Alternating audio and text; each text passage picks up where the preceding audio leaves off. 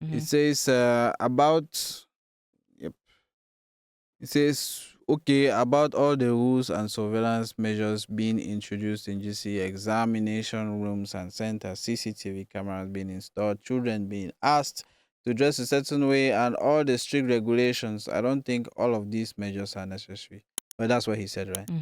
They, for one, they make students even more tense. They are already enough examination pressures as it is. Adding all of that creates a military-like atmosphere, and I don't think that is very healthy for an examination environment. However, for those people saying that children should be allowed to write exams without surveillance and invigilators because school and examinations add nothing to their lives, which is, I think, is a very low IQ kind of way of thinking. That's very low IQ. I beg to differ. I think that position is very wrong. Yeah. Yes, I am fully aware of the economic situation in Cameroon, and I know how frustrating it can be to be a Cameroonian, don't we know?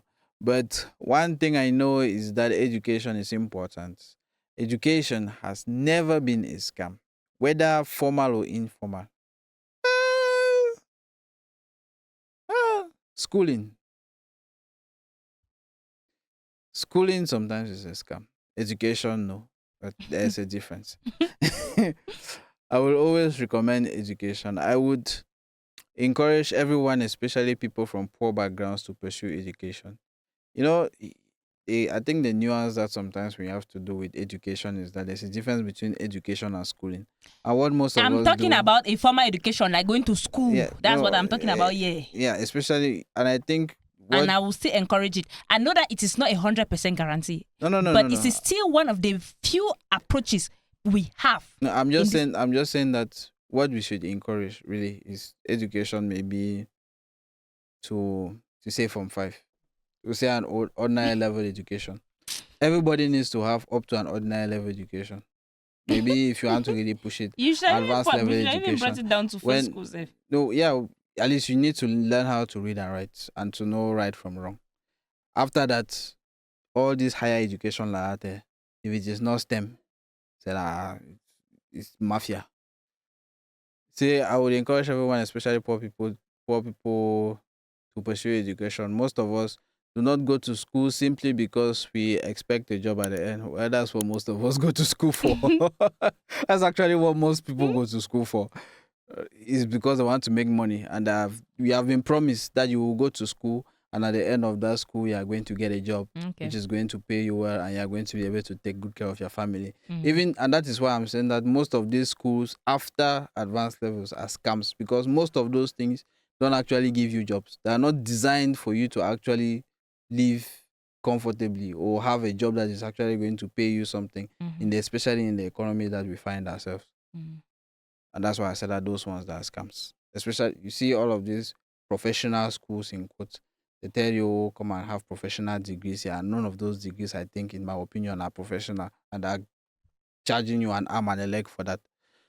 Something that if you went and paid 50,000 in university, you are going to have the same education that are giving you in those professional schools.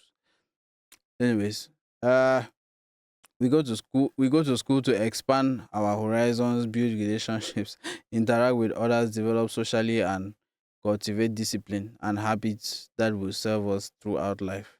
Well, yeah, there's that too. It's just like how when I left medical school and I was doing whatever I was doing, and they would tell me, "Oh, you went to medical school to go and learn medicine or whatever," and I'm like, there are a lot more things that I learned in medical school.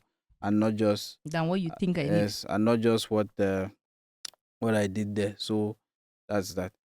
And when people eventually get jobs, those jobs do not even reflect. Ooh la la. Those jobs do not even reflect what they studied in school. Yet their school experience is often what helps them keep those jobs. The ability to maintain a routine, wake up every morning, attend class, learn things you do not understand, push yourselves to understand them, and overcome challenges. Those are the same skills you. Do you remember how you go and learn? You go to solve one equation, especially in further math. Yeah, You no, come and solve in the house until you finally get it. yeah, that's the one thing that sometimes actually, like when I was still just leaving school, when, and every day I used to leave home every day and go and see my mother off at work, Mhm. and then come back since she really doesn't like to drive like that. Mhm. And every day I will ask her, "How, mom, how do you do it?" Because I could not see myself get up every day, go to work, come back in the evening, get up the next day, go to work, come, like Monday, Tuesday, Wednesday, Thursday, Friday. What? How Sometimes you do you only do have it? Sunday. Nah. Anyways, maybe let me say I think I thrive a lot more in the creative spaces. Mm-hmm. So, and like someone, I hate routines which are very mundane. It could be a routine, but let it kind of be different every time. Let it be something different that you are doing every time. But when it is mundane, it's the same I exact understand what thing. you're saying. It's like, That's why when ah, I was working in the hospital, one day I nearly broke everything. I was like, what is... And that was it. I left that day and that was the end of my work. yeah. Nobody sacked me. I didn't say anything. I went and they called me and no pick again till today. Yeah, that's crazy. I think it's one very hard thing You to do the actually same do. thing, so monotonous, so boring. You're doing it every time. They send you the same. Yeah. So you say when difficult tasks arise, when situations become challenging, when you do not feel like getting up to go to work, but still do it anyways. That discipline often comes from habits developed during your years in school. That's also true, actually. But yeah, I hate that. They are one of those people who will never say that school is a scam. No, I believe. No, I believe in education. Of course, I acknowledge the shortcomings of our educational system. That's what we're talking about. And I'm also one of the people who would advocate for reform and improvement. But I do not think children should be allowed to cheat and pass examinations simply because the country may not provide them with jobs afterwards. What kind of future do we build if you cannot enforce discipline? If we cannot teach children that they are supposed to work for something and earn it? That's a good point. That is the idea behind studying and passing an examination. Understanding that when you put in the effort, you earn the results. Exactly. The principle extends far beyond the classroom. It is one of the foundations upon which society functions.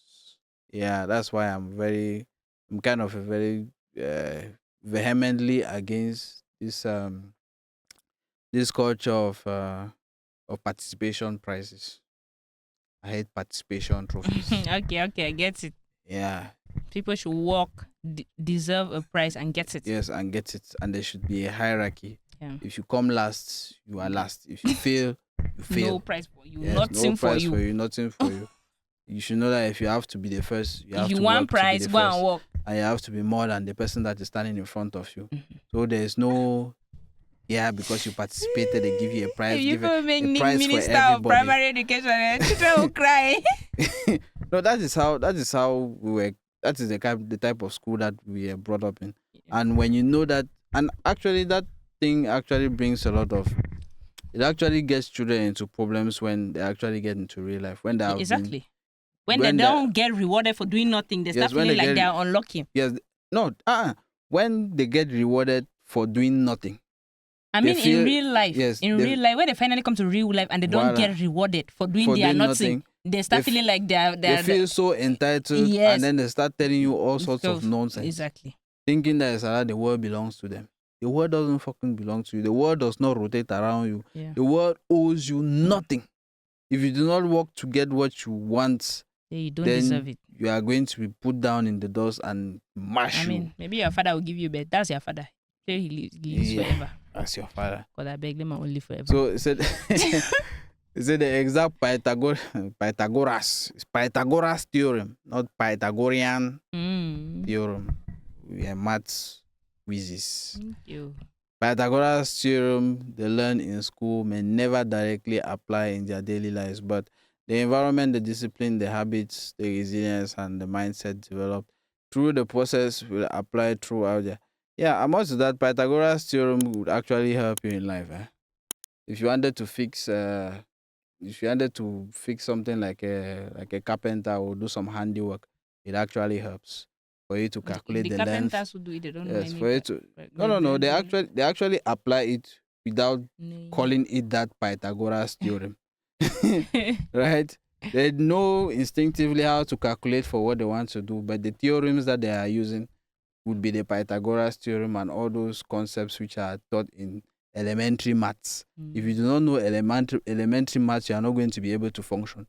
If you do not know addition and subtraction, that is elementary maths. If you don't know how to calculate money, that you got this money from this person and this money from this person and this money from this person, and they said that you should remove 30% of this one and give to this one and remove 30% and give to this one, you are not going to be able to function.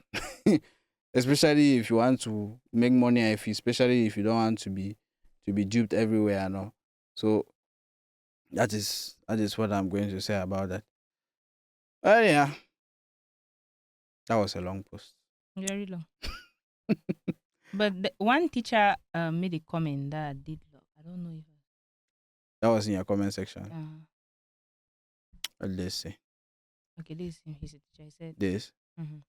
Now it was like, I think. Oof.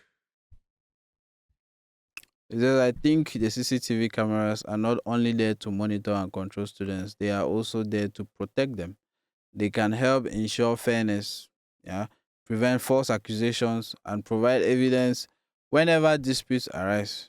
When you look at it, like, the question is, if that's the reason, why are they putting it only during examination periods? Why don't we have them? We are supposed to have them in all schools. Actually, schools are supposed to have CCTV and all of these things. Exactly. Because if you actually go so when you come to put it just during examination, you just want to scare the children.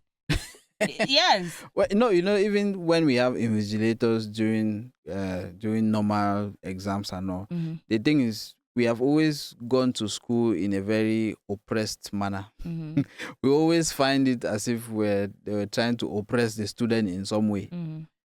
So looking at because even in the exam hall, before you want to get your hand up to ask for paper, you have to make sure that you are not being accused of anything.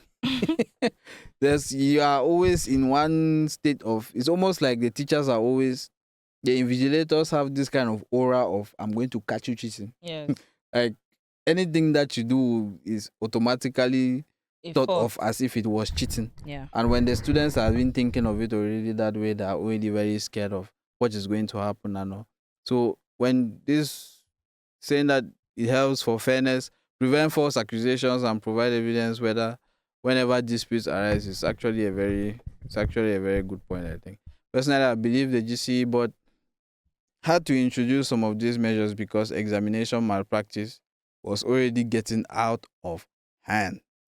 While some regulations may seem excessive, the reality is that the credibility of an examination depends on its integrity. That's true. As for your second point, I completely agree with you. The GCE is one of the most respected examinations in Africa. I doubt that, bro. The Anglophone educational system is one of the few things that has earned widespread respect and admiration, so we should be careful not to undermine it through widespread cheating and malpractice. Actually, the niveau of the GCE has really gone down. See. That's really, the fun is that when you even see the papers that children need to cheat like this, you know, if you see the questions, me who left secondary school how many years ago, I can still answer the questions now without reading. But these children, they have to go and cheat to answer that thing. Because even when we're in opposite, I think when we were opposite, we had 5 people in the whole of Cameroon who had 5 A's, and we were looking at that as that was many people having 5 A's. We were like, that's a lot, because we used to hear like when one person had 5 A advanced level, we're like, genius, because that thing was tough. But now you just have 5 A's everywhere. In one school, you have 10 5 A's. You're just like, what's happening? It's like, what's the level of this thing now?